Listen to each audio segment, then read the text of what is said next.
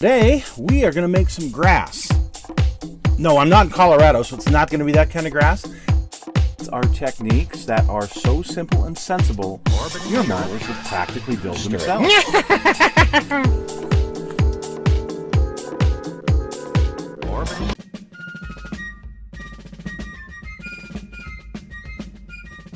Hello, folks. It's Mad Dog Merv, and welcome to today's show.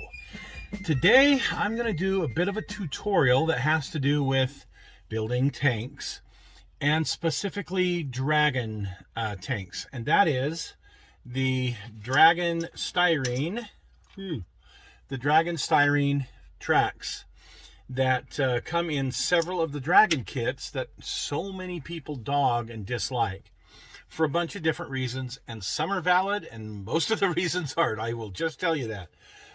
Anyway, we're going to go ahead and show you how I do it. There's other ways to do it so that you have a successful, nice-looking track, but I will show you how I do it.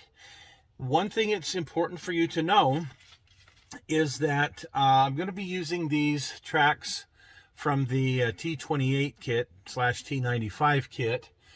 I'm not going to glue the guide horns on. I didn't want to add 2 extra days to the video because it takes a while to glue those on. I mean, you're a good 8 hours in getting these guide horns on these tracks, just one set of 4, you know, these 4 segments.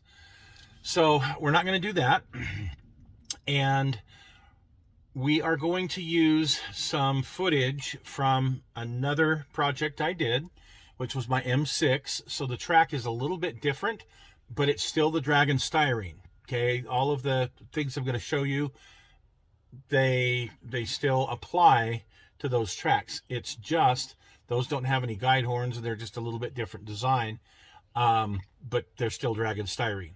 So now that you know, as you watch the video and go, wait a minute, that's not the track he had earlier. You're right, it's not. It will be a couple of segments there of the M6 track. So let's get started on this tutorial on how I paint Dragon Styrene tracks.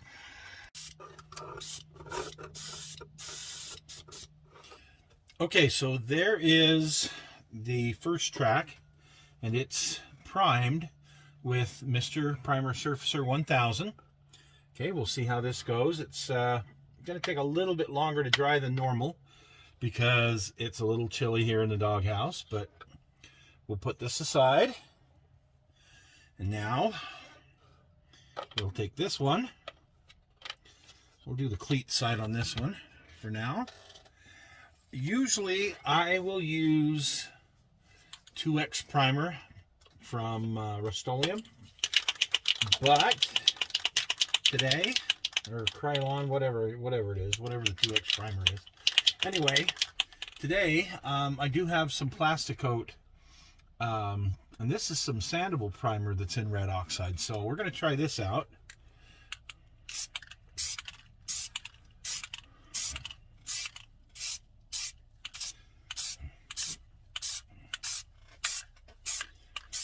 I'm just giving it some light coats.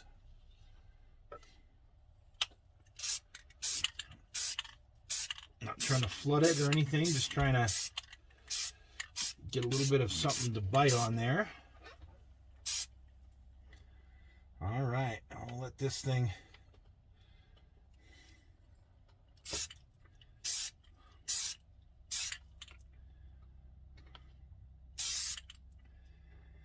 we'll let this thing dry, and we'll come back and take a look and go to the next step. Okay, now that they've had some time to dry, we're going to take some of this MIG acrylic color, brush and airbrush. We're going to airbrush it, at least this time. No smell and no toxic. What good is that? I'm just saying. We build models for a reason. Okay, so I'm going to put some of this, my airbrush. Already got just a little bit of isopropyl alcohol in there, 2 drops from a pipper. Mix it up. This is our dark track color, again, by Yin.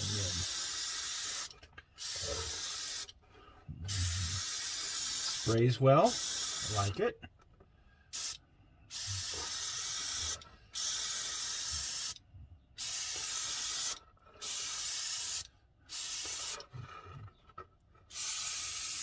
And then we're going to use this just bare as it comes from the kit. And we're going to apply some of it on here. And that was a disaster. I can already see it just beading up. Look at this.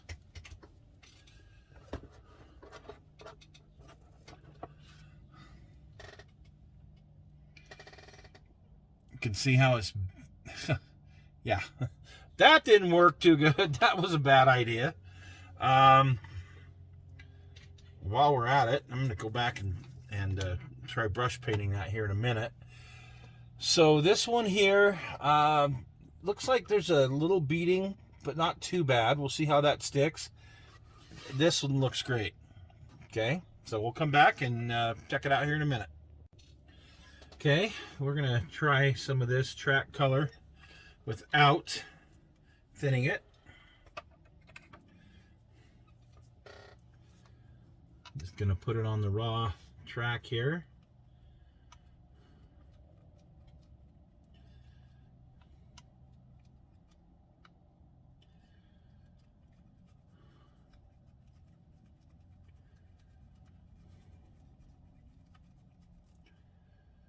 Okay, well, okay, kind of goes on there okay. We'll see how it holds. But there it is, brush painted on. I sure wouldn't want to do that for these 4 sections, both sides. But anyway, we'll be back in a minute.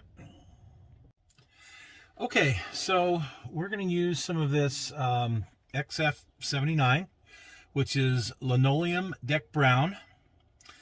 By the way, I got one for you guys. So, what do you call linoleum that explodes? Linoleum that explodes in France. You call it linoleum blown apart. Duh. Okay. So, now we're ready. I know, that was terrible.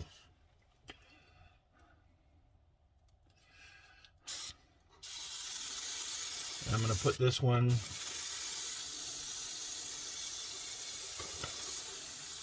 on this part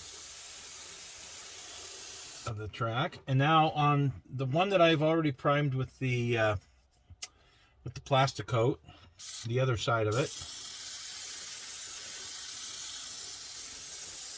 By the way, I don't recommend doing the Mr. Surfacer. No. That's why I'm not going to do the other side here. Yeah.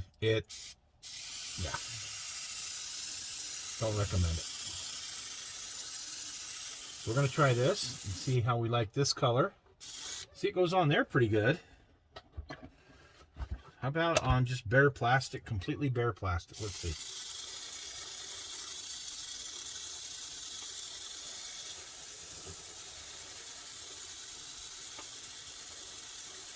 Well, it sure isn't beading up like the MIG.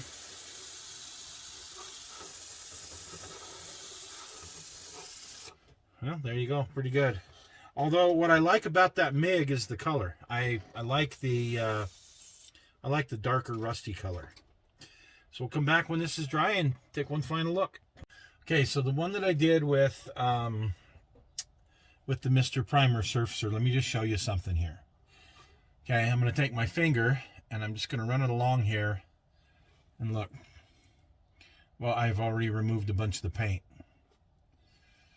Yeah, this is a no-go. So don't make the same mistake of thinking, well, hey, maybe that's a good primer for this DS track. No, negative. No, it's not. Okay, so and you can see definitely. I'm gonna have to redo that, and you know it's fine. because I bet if I go over it with my plastic coat, I bet it's going to seal that in and we'll be just fine. I bet. I'm betting. Okay, so I don't have to throw away the track. Now, this linoleum brown, it went on well. So here's the one color I brush painted. Here's the linoleum brown, or red brown, whatever it is. Still a little bit wet, but yeah, I don't have the problems with it coming off like I did the other one. A little bit on the upper, how can I put it? The raised area here. Thank you, the cleats. So,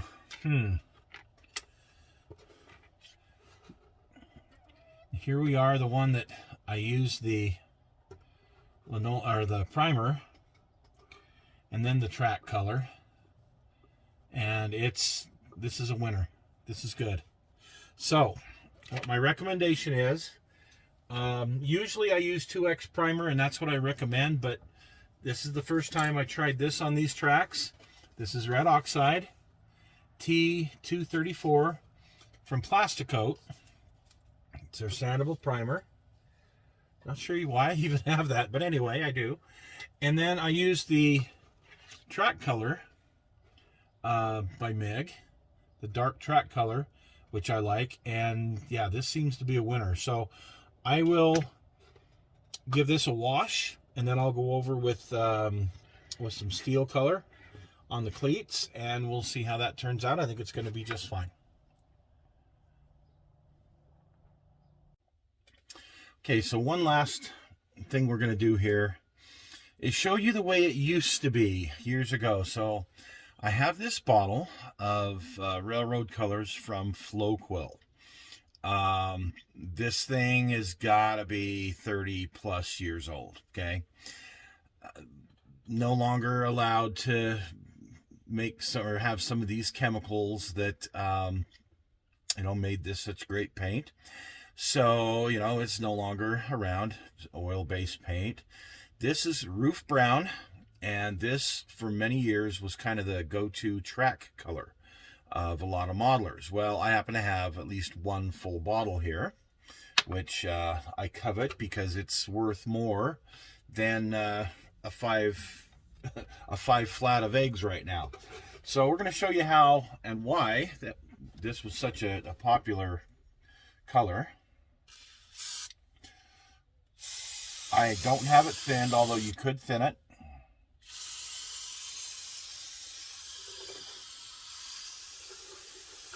And we're just going to spray it right on the tracks.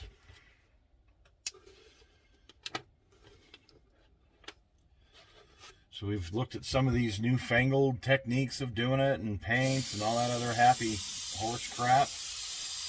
This really was the paint, I'll tell you. Okay, quick and easy. It's painted. No, it hasn't melted the tracks. It will take a few minutes to dry, but you look at the color, nice color, and we'll test it out to see if it sticks like it's supposed to here in just a few minutes. So here we are with the final. This is the one that I sprayed with the Flowquill Roof Brown. Didn't thin it, didn't prime it, and yeah, paint's not coming off. It's on there. It's good. And this one is actually pretty close. Again, one that I had primed. And this one. So anyway, that's how I paint them. Now I'm going to go ahead and give them a wash. Okay, the next step is a wash, and I will put a link in the description to my my video I put together on a pin wash. I call it Larry's Bath Water, and it's just a black sludge wash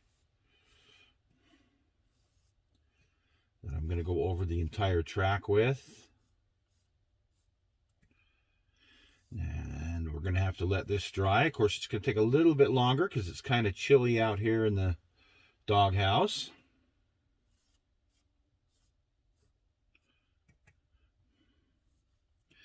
We'll do this to a backside here.